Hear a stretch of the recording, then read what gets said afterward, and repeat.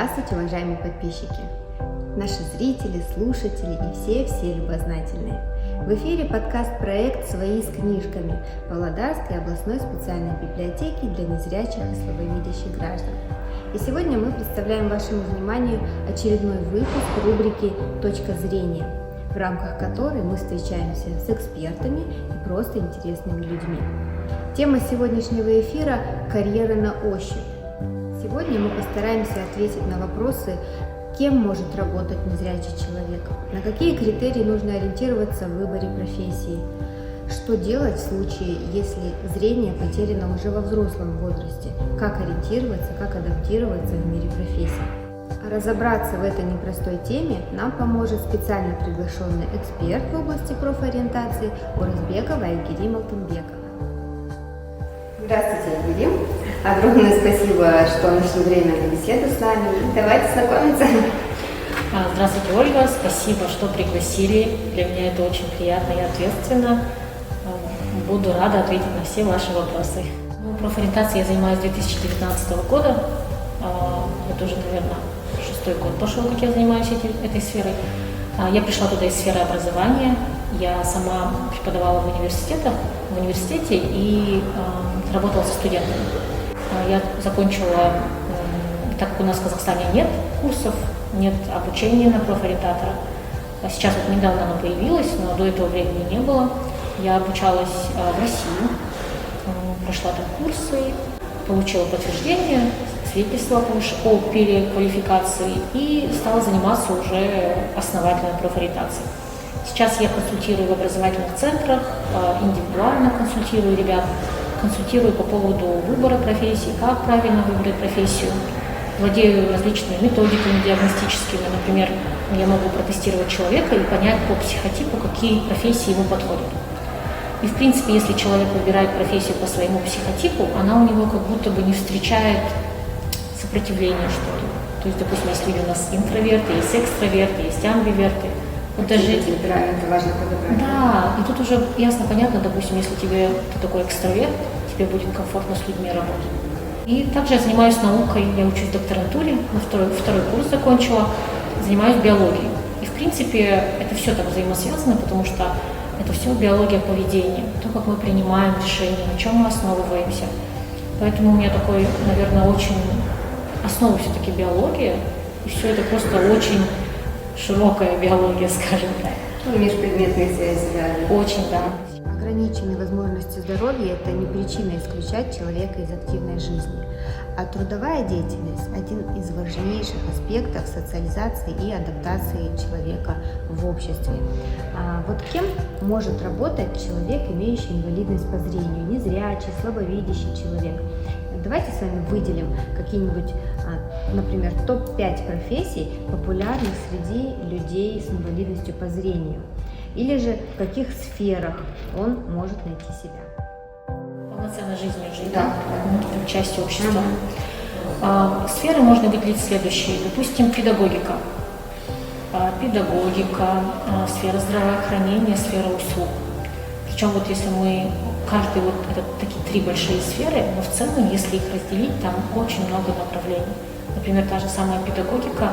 Вообще, в принципе, там, где есть люди, оказывать услугу другим людям. Ну вот эти вот сферы, сфера здравоохранения, сфера педагогики, сфера услуг. Если мы, к примеру, говорим про сферу услуг, то здесь это такие помогающие профессии я могу выделить. Например, те же самые колл-центры. И здесь просто элементарно, например, телефон доверия.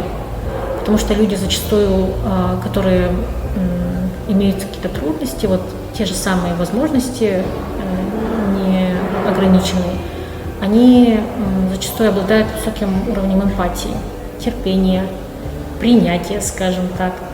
И они могут просто психологически помочь хорошему человеку. Плюс к этому они могут помогать людям, которые также пережили этот опыт или находятся, допустим, в процессе принятия. Это тоже круто. Если мы берем сферу здравоохранения, то здесь, конечно же, там хирургия, она не подходит. Но, допустим, восстановительная медицина, физио, это все, массаж, допустим, самая такая распространенная, потому что тут у нас такое обостренные другие Тактильные, чувства, да. да, тактильные, например. И здесь просто это будет очень таким хорошим началом, скажем, в этой сфере. Сфера педагогики. То же самое, оказывать педагогическую помощь. Вообще, в принципе, там, где нужна какая-то умственная деятельность, там, где нужно разговаривать, доносить какую-то информацию, там не важно, наверное, зрение, важен больше сам человек как специалист. Особенно если он растет, развивается в этой сфере, вполне себе это реально и возможно. Или, например, если зрение просто ослабленное, например, человек не может читать, но у него есть знания, например, я не знаю, репетитор, например, любит. То есть 3 основные сферы, да? 3 основные сферы, да, у нас, конечно же, есть еще техническая сфера, там, где такой важен механический труд, но, опять же... Сборщики там каких-то деталей. Сборщики деталей, да, но они немножко еще, ну вот мне эти сферы нравятся, но они должны подбираться по темпераменту. Потому что человек, представьте себе, он очень такой активный, очень экстраверт, ему нужны люди, но при этом его садят на работу, она такая очень механическая, скажем так, одинокая. Ты просто сидишь и все это в одиночестве собираешь, делаешь, конструируешь какие-то детали. И у человека все равно вроде как и работает, но удовлетворения от работы нет. Такой диссонанс. Конечно. А если в семье растет ребенок особенный, ребенок, который лишен возможности видеть окружающий мир или эти возможности у него ограничены, вот с какого возраста можно, нужно и правильно начинать работу по его ориентации? Так, тут, во-первых, чем раньше, тем лучше. И это должно быть такое не навязанное, а больше, наверное, чтобы ребенок сам себя чувствовал и понимал. Допустим, это про меня, это не про меня, это мне нравится, это мне не нравится. Это вот самая основа. А затем уже ребенка просто воспитывать очень открытым к миру, чтобы он доверял этому миру. Это еще и такой высокий уровень социализации должен быть, чтобы ребенок выходил в общество, в социум, он видел представителей этих профессий, немножко их на себя примерял, что-то вроде как будто бы игра. И уже понимал, что здесь я могу, здесь я не могу. Это мне нравится, это мне не нравится. Получается, вот где-то в период до подростковый, это получается до 13 лет, у нас это должно быть именно профессия в форме игры. Мы должны играть, примерять на себя роли и так далее, знакомить в целом. Поэтому вот до подросткового периода это такая игровая форма знакомить. Подростковый период где-то с 13 до 15-16 лет это такое уже погружение в профессию, можно ходить там у нас, кстати, организовывают школы различных экскурсий, мы ходим по колледжам, смотрим какие-то лаборатории и так далее. К профориентатору обращаются, ко мне многие обращаются после 9 класса, до 9 класса. Потом уже к 17-18 лет уже должно быть какое-то понимание о себе, чтобы не было того, что я прям вообще не знаю, что я буду делать. Вот, это вот такие вот временные рамки. Успешный выбор профессии не только дает возможность зарабатывать на жизнь, но и создает вокруг выпускника так называемую ситуацию успеха, то есть информационную среду, в которой он будет чувствовать себя состоявшимся человеком. Поэтому очень сложно переоценить значимость профориентационной работы. Какие особенности вы могли бы выделить в данной деятельности? И что хотели бы особо подчеркнуть, отметить для родителей, для воспитателей, для педагогов? Если мы говорим, допустим, про профессии, нужно, чтобы, в принципе, учить его максимально быть самостоятельным и адаптированным. Вот, это самое главное, потому что здесь может быть такое, что родители, допустим, могут вот какую-то часть его жизни, его быта, скажем так, его движения на себя взять какую-то, сделать ему комфорт. Чрезмерная опека. Чрезмерная опека, да. И потом уже, когда он подрастет, он уже привыкнет, что кто-то что-то за него делает. Поэтому родителям, которые растят особенно деток, я советую просто максимально их социализировать. Потому что если, к примеру, ребенок в какой-то среде живет очень закрытый, у него есть и ограниченные видения по профессии. Вот чтобы подытожить советы для родителей, для воспитателей, для педагогов, тезисы какие-нибудь выделим, личный пример, да, один из первых тезисов, потом расширение кругозора. Расширение кругозора. Давать самостоятельность, высокий уровень самостоятельности должен быть. Плюс к этому искать единомышленников, потому что есть единомышленники, это всегда есть как будто плечо, которое может подсказать, где-то поддержать. Поэтому вот эти вот самостоятельность, высокий уровень информированности, не сидеть на месте, искать, обращаться к профессионалам, которые могут подсказать, если вы сами не знаете, вот это плечо подставить. И развиваться, быть в обществе, не выпадать из социума. Как раз таки следующий вопрос, который я хотела затронуть, это люди, которые потеряли возможность видеть уже в зрелом возрасте, да, они привыкли, у них уже за плечами есть определенный опыт трудовой деятельности в какой-то сфере, и вот как им заново найти себя в мире профессии? Есть какие-то специальные методики для взрослых людей, или это адаптируется уже в стандартные какие-то формы? Здесь, когда мы работаем со взрослым человеком, мы учитываем, конечно же, его бэкграунд, то есть его опыт, что он уже себе успел наработать. Может быть такое, что человек, допустим, плохо видит, но при этом крутой оратор. Очень круто может из огромного количества информации вычленить самое главное, структурировать это и донести. Тут уже, конечно же, подбирается профессия, обязательно с учетом опыта. Консультативные услуги. Либо Не можешь сделать сам, можешь преподавать, да? Конечно.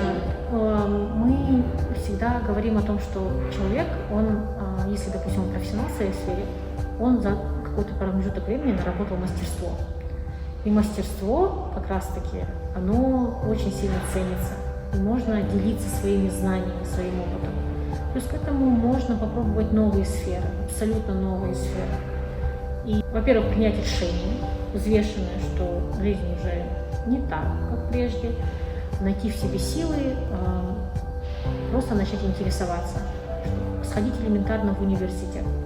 Сходить в университет и узнать, какие программы, возможно, инклюзивные у них есть, как они реализуются, какой процент, допустим, трудоустраиваемости по этим программам, как они помогают потом после обучения устроиться на работу, какие возможности есть, опыт выпускников, которые они заканчивают.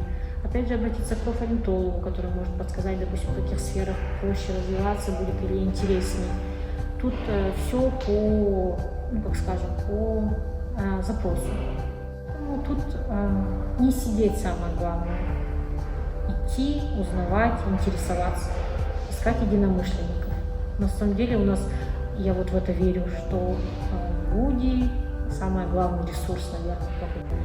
Вот здесь вот эта вот информация, слово, люди, помощь, это все очень большая сфера. И там в любом случае можно где-то пристроиться и найти себя. Даже если, допустим, вы всю жизнь занимались чем-то другим. Да, выживает не самый умный, не самый сильный, а самый приспособленный. Поэтому адаптироваться, меняться, не бояться перемен. Есть, допустим, какие-то моменты, вот общие групповые работы, какие-то вот подходы, что-то вроде вот не замыкаться в себе, искать единомышленников, не сидеть на месте, обязательно интересоваться, такие общие моменты. Но есть это все-таки индивидуальный подход, он гораздо лучше, наверное, потому что он действительно решает проблемы конкретного человека, с конкретным опытом, с конкретными возможностями. Вот. Поэтому как-то так. Все индивидуально.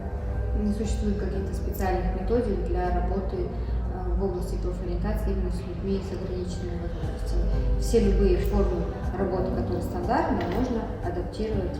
Да, просто у нас есть одна общая методика, потому что человек по типу личности, у нас же психологические подходы это одни, а вот обстоятельства, возможности, ограничения, это уже вот то, что у нас социум. Поэтому главное, если вдруг что-то у самого не получается, нужно не бояться, просить помощи, да, искать квалифицированную помощь. Обязательно. И, соответственно, усилиями можно найти выход из любой ситуации. Так и есть. Спасибо вам огромное за такую интересную, познавательную беседу, которая наверняка будет очень полезной для многих наших слушателей, зрителей, подписчиков, наших читателей библиотеки. Огромное спасибо за уделенное время, за то, что поделились опытом. Надеемся на дальнейшее сотрудничество. Всегда будем рады видеть вас. Вам тоже спасибо.